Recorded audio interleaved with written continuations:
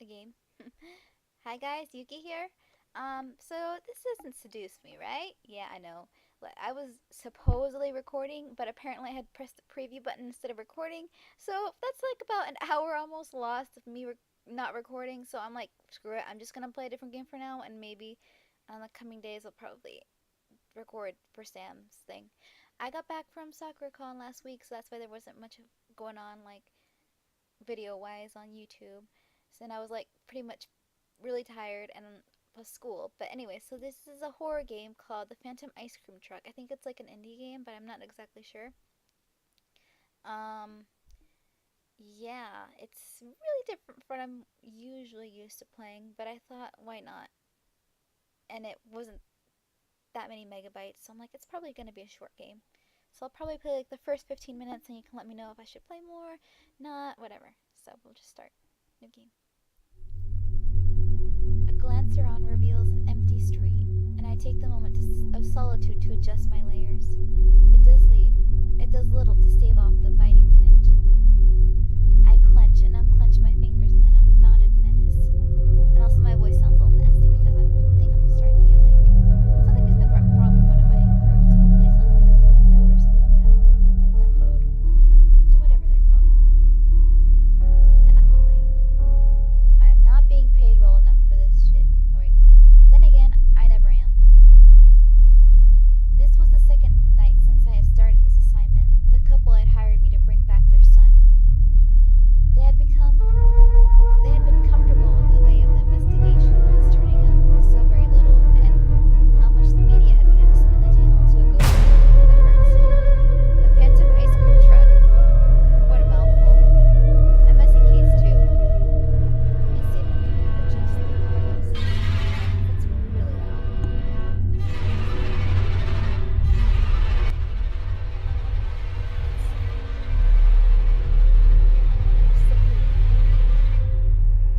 Hopefully you can still hear my voice. If not, I'll try to adjust it as such later on. A messy case too. The initial investigation had been incredibly straightforward. Oh, it's too loud, so too loud.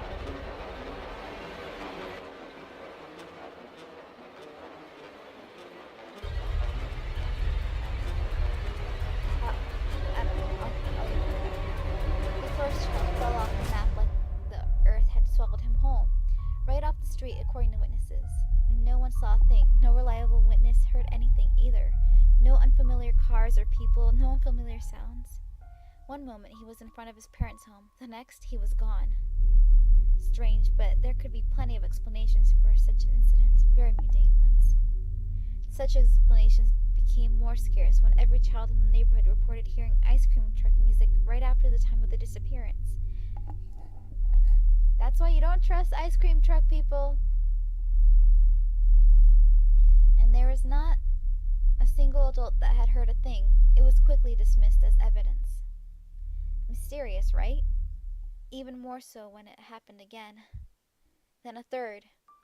The third parents hired me. Incoming call, unknown. I've never really figured out how my clients find me. It's not like I list my number anywhere or advertise. Incoming call, unknown, answer, ignore. But somehow, word of mouth leads to my phone ringing and a familiar phrase to indicate it's for business.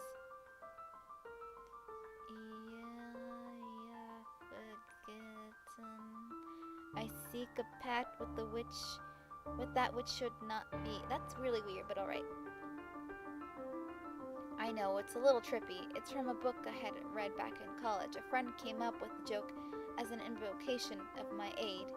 He must have used it dozens of times when we were younger, typically for a ride when we had been out drinking.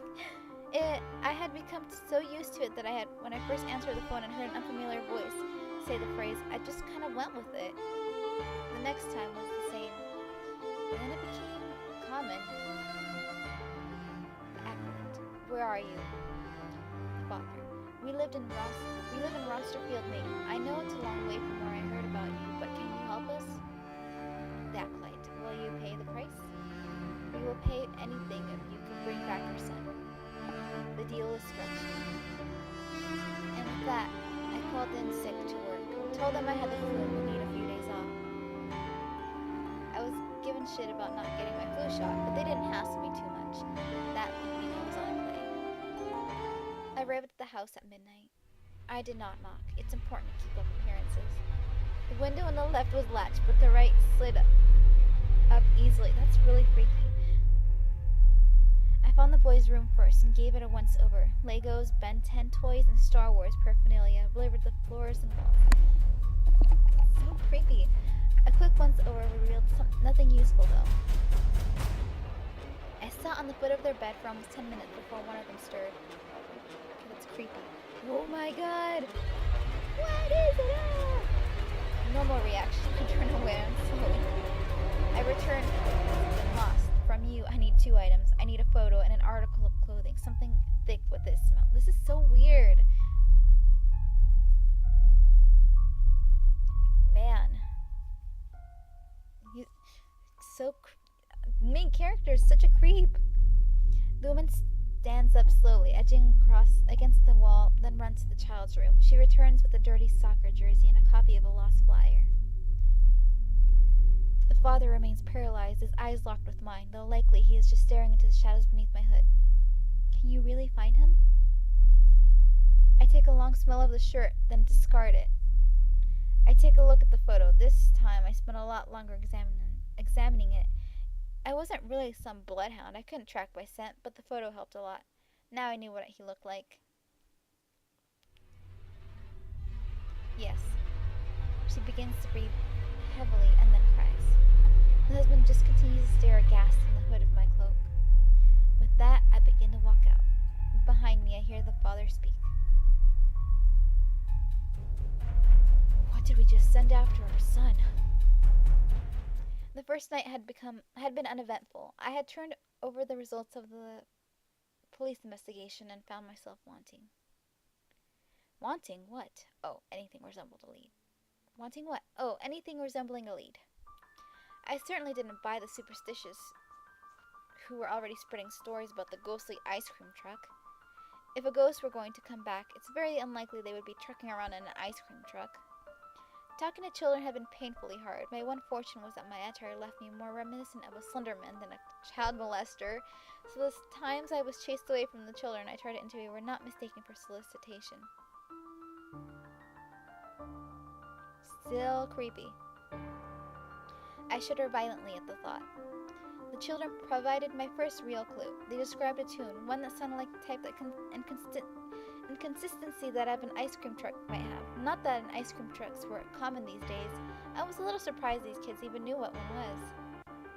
Some were even able to hum or whistle the tune for me. Creepy. I wasn't entirely sure how to run with this in limbo. The relevance of a single song really didn't occur to me. A small piece of the rest of the day I spent feeding myself and taking naps as inconspicuously as possible. I had no intention of allowing anyone to see me or be anything other than the creepy, supernatural, paranormal investigator. It's how I've always done things. You'd be surprised how quickly you can build a rep with the right look and behavior. After the nap, it was back to being in the streets in my current predicament. You look a he's gonna act like a homeless man-ish, and I don't know, just really weird. And how did this person even get into this line of work? It was very cold. In the near distance, I watch a quartet of kids, roughly 14 or so, playing a ragged game of football.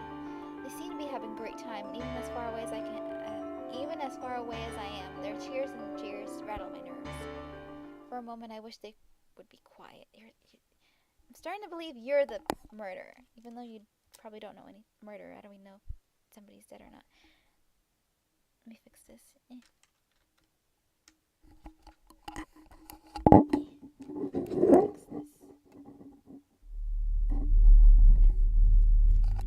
As though hearing my thoughts in mid-run, they stop. On quay, they stand up straight and begin to draw heavy, ragged breaths. A girl hugs the football to her chest as her eyes grew even wider. I test reality for a moment. I wish I had a few thousand bitcoins. It occurs to me I should have asked for something more easily checked. At the same time, it occurred to me that I didn't silence those kids. I bit my tongue, closed my eyes, and buried the nail of my thumb into the palm of my hand. I dig in as hard as I can, drawing blood as my vision blares and the colors behind my eyelids, and then I hear it. Okay, this is really weird. Is that a dragon? I see like a mouth here, and then there's like an eye, and there's a nose, and then whatever blobby things here. The song playing on a pair of pretty speakers. Ah, stop moving. The kind you'd hear on top of an old-timey ice cream truck. My eyes flick open and I scan the horizon. The truck passes me, inches from clipping my shoulder and heading straight towards the kids. No, you fucking don't. So much language. I break into a run and despite the trivial speed of the truck, barely manage to keep up. As the truck closes in on the kids, it slows to a stop and I finally begin to close the gap. Run on home, you kids. It's getting dark. This town isn't safe after dark. Getting dark? What is he talking about? The sun set hours ago. No sooner had the words crossed my mind when it all went blank. For a few moments I thought I had been knocked unconscious. Then my eyes began to adjust. I could make out the faintest impression of a light. Oh no, this isn't good. You kids better get in. I'll get you home safe. That's so creepy. I watch helplessly, moving through the dark like it was molasses. Shadows pass before the lights as he ushers them into the truck. The truck lights blare into brilliance, and I hear the motor roar as the car begins to move forward at a pace more in keeping with the motor vehicle. I would lose it even if it were even if I were still able to move. Bleh. No! So creepy. I let out a choked cry after them. Stop! Then I stop. The second cry held no depth to its volume. While the no had echoed normally down the empty street, the scream of stop had sounded like I had screamed into the middle of a very crowded room. Slowly, I reached behind me, laying hands on one of my pieces of emergency equipment, the kind of stuff you don't use when you want people to think you're some manner of elder horror. I slowly bring it around, just as I felt the breath on my neck. Whoa. With a whip, I crack the flare, seeing it burn red hot through my clenched eyes, and I hear the cacophony of screams. I open them. Okay, that's creepy. Thousands of twisted, naked heaps of malformed. Okay, that hurts. Of malformed demi-human's flesh writhe in the agony of the light as I raise it above my head. The light glaring brighter. The darkness washes away, and I wheel around in place, but find myself alone in the street. In the middle of the day. I drop the flare and try futilely to snuff it out with my boot. My little display has drawn an audience, and not so far down the street I see my clients. Well, crap. So, it's ghosts? I merely nod slowly. But can you still get him back? I nod again. But it's been over a week since you started searching. He hasn't eaten anything. I still couldn't wrap my mind around how much time had passed in the darkness. He will be fine. Time did not pass normally where he was. You know where he is? I nod. I am going there tonight to get him back. They start crying. I'm not really sure what to do at this point, so I stand there awkwardly, hoping that my layers give me more of the appearance of stoicism than awkward penguin. Apparently it works. Thank you. Thank you so much. Thank you. I leave the building as they both chant thank you like it was some kind of prayer. It was not the first time I had heard that prayer. It was not the first time I had done this. I am ready this time as night falls. I withdraw a small shot and without hesitation jam it into my arm. Viper venom. I had a friend back home who keeps one as a pet. Weird kid. Milks the thing. Sells the venom, mostly to medical faculties. Occasionally he sells it to me. Yeah, it's really creepy. My knees nearly buckle as the burning begins to creep through my arm. I stifle a scream. Then I hear it and everything clicks. I let out a long sigh and stand up straight, adjusting my layers. I turn my eyes to fall upon the approaching truck. My hand goes behind my back and my fingers close. I train the gun on the truck and unload a triad of shots into the ghost truck's engine. The engine sputters and grating burns, melting away, and the music screams in protest. How can you do that to a ghost truck? What do you think you're doing? Whoa.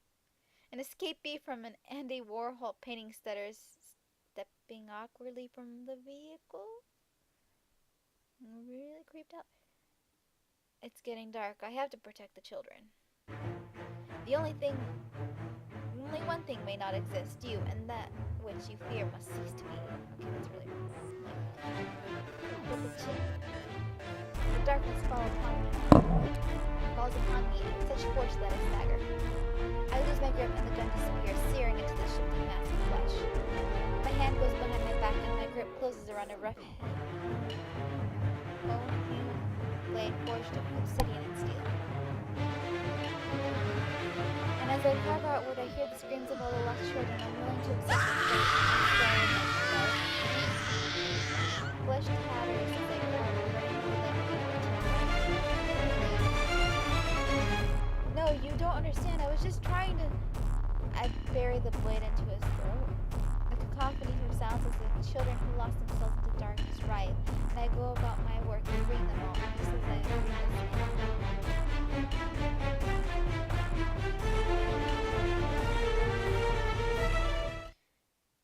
My baby, oh my baby, it's okay, everything's okay.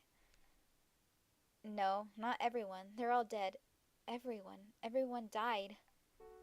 7 kids lost here, and I got back all of them. I wonder how many I have actually freed. How many had he trapped into his nightmare? But what the hell was he so afraid of in this darkness? And most importantly, why did he ultimately abandon them to it? I don't know how to thank you. After a week of not hearing from you, I had feared for the worst. A month after that, I had just come to accept that it was over. I was ready to move on. His eyes fell on his wife, still babying the boy, who wouldn't stop staring off into the distance. She had faith, though. She said that you were an angel, or maybe a demon. She didn't care. She believed in you. Some nights after she had done her Hail Marys, I would see her put her hands together, and I would hear her. She prayed to you. I was almost flattered, but to tell the truth, the idea of someone believing so much in me and praying to me, it was terrifying. I want you to know, I'm willing to pay more than whatever your normal fee is. We have been living with a tight belt since I called you, and I won't lie and say I don't do well for myself. I have more than enough saved up to pay for anything you could ask. Or if there is something else you want, there's nothing I can offer you that means more to me than my son. I let out a long sigh. I reach up to my hood and pull it back. Both of them gasped, stepping back, then cocking eyebrows in unison, having perhaps expected something more. Oh. After having gone for 2 months, I could really use a job.